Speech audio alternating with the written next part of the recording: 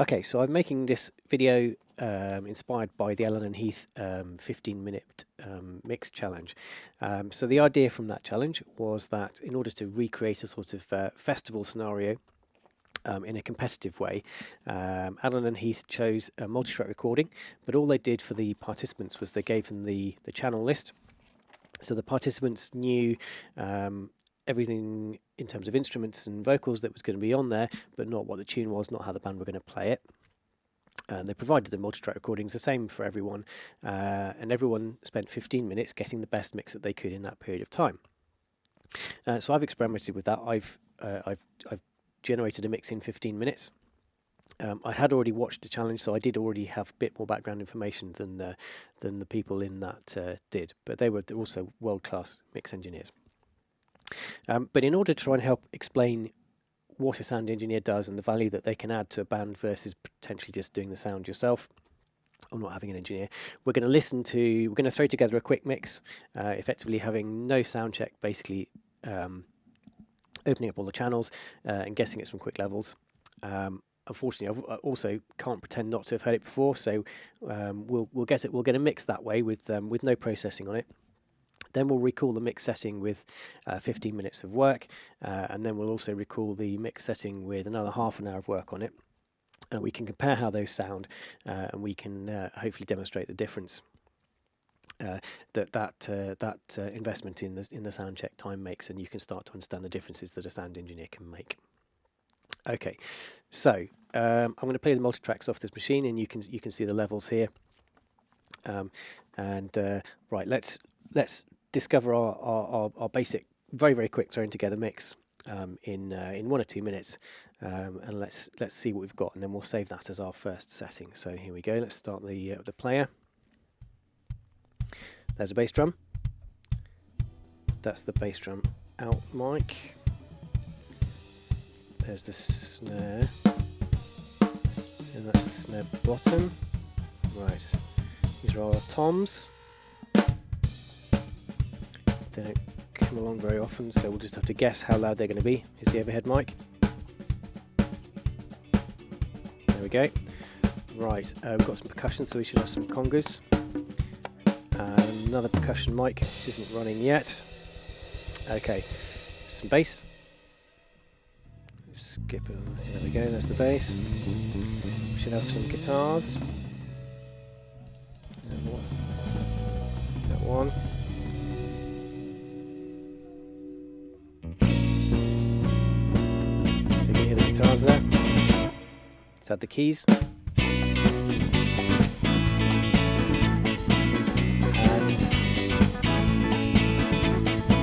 the Leslie organ. Our horn section.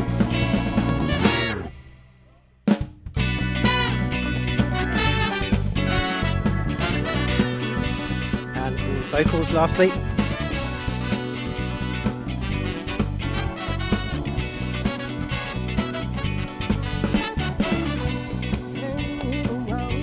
There he is. Some backing vocals.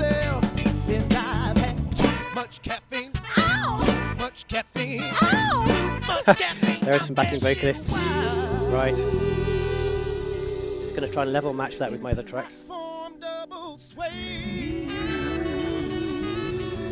Okay, and we'll save that as a scene. So let's store that as the raw mix. So that's literally no processing, just throwing the mix live and seeing where we get to. So that's what would happen if you had no time to get the desk set up on a sound check. Right, so what we'll do is we will play some sections of this track. We'll play that raw version and just hear this sound. So the things we're going to be listening for is things like whether you can hear everything in the mix, whether the vocals are sitting nice and cleanly above the rest of the track, whether it's got a feeling of space and ambience in it, things like that, and everything should be sitting in its place and it should let the full groove of the track come through. So let's just listen to another bit of the track, which we'll repeat over. So the first time with this raw recording again, this raw config. I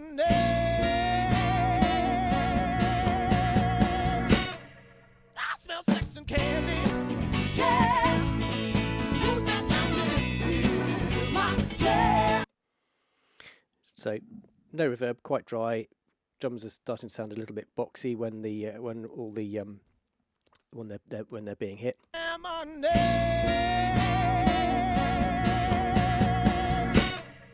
I smell sex and candy. Yeah. I've got the background vocals a bit too loud. They come in a bit strong. I mean, clear and they're there, but it's not very blended. Okay, so let's recall the 15-minute mix and let's see how different that sounds. Right. I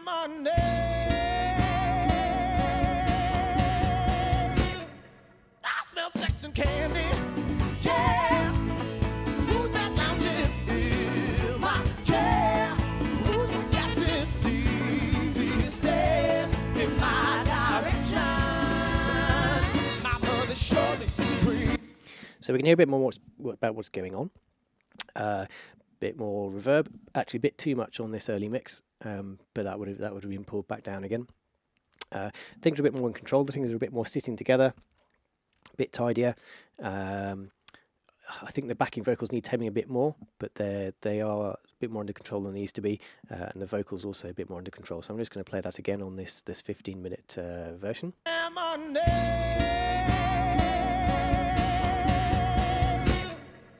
smell sex and candy. Yeah. Who's that lounging in my chair?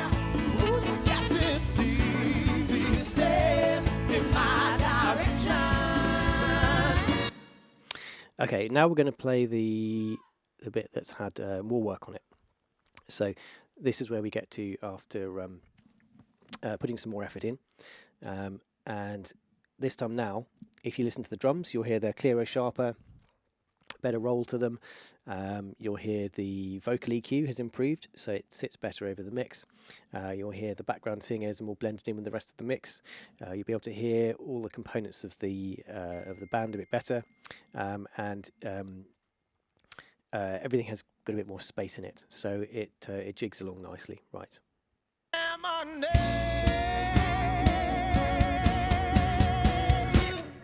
I smell sex and candy. Yeah. Who's that lounging in my chair? Who's casting devious stares in my direction?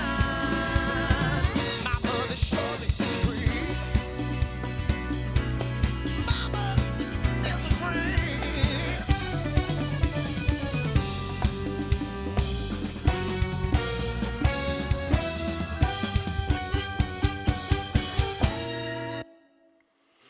Much nicer, I think. So I'll do those again in quick succession. I think we'll try a different bit. We'll try perhaps this bit here. So here is the raw mix that we cooked up just now on the video as you watched, and then I'll do the 15-minute version and then the version with another half an hour. So first of all, the raw version.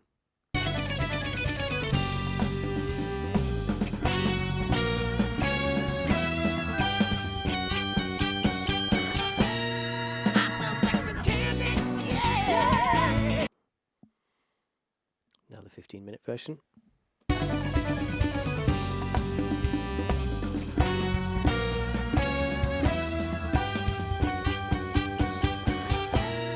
I smell sex and candy.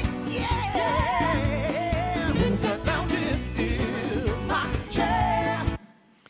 And now the final version. I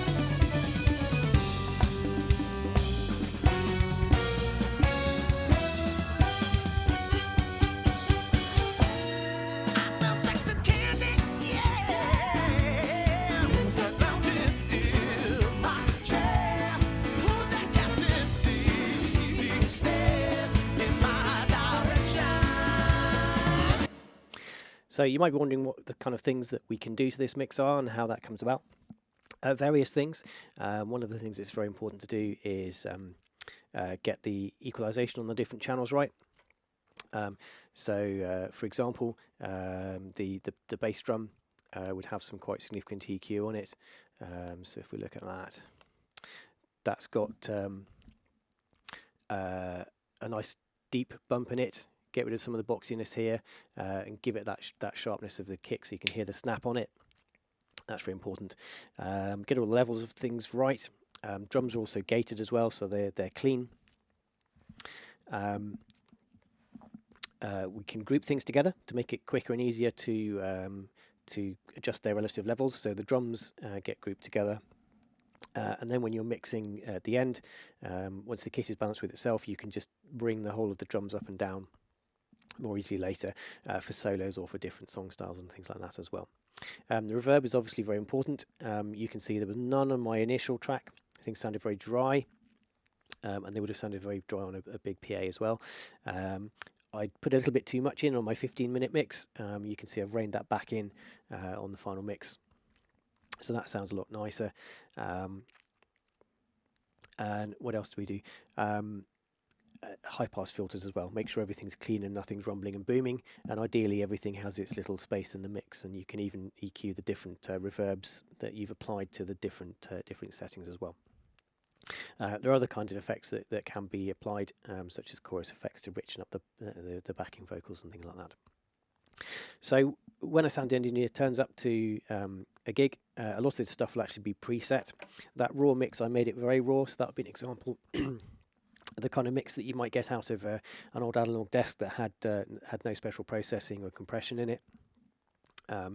So literally, if you'd fed everything in, actually, my jumping off point normally, I'll have taken the channel list, which hopefully any band I worked with would have provided me, or I've worked out. And then actually preset a load of things. So you know roughly what a bass drum EQ might need to be and some of the settings might need to be. You'd know roughly that all the vocal mics would need some high pass filter on them and maybe some compression ready to go. And you'd have some reverb ready to go on the vocals and the different drum feeds and so on. So actually, before a gig, I might spend an hour at the desk just getting everything set up, so it's already configured as much as I can before I actually hear the instruments and the band ready to go. So that's another reason why it's very important to have a good stage plot and a channel list and guidance for an engineer. So if you're a band, if you publish those on your website or send me those in advance, I will for sure be taking account of all those and configuring my desk in advance, and that'll make things quicker on the day.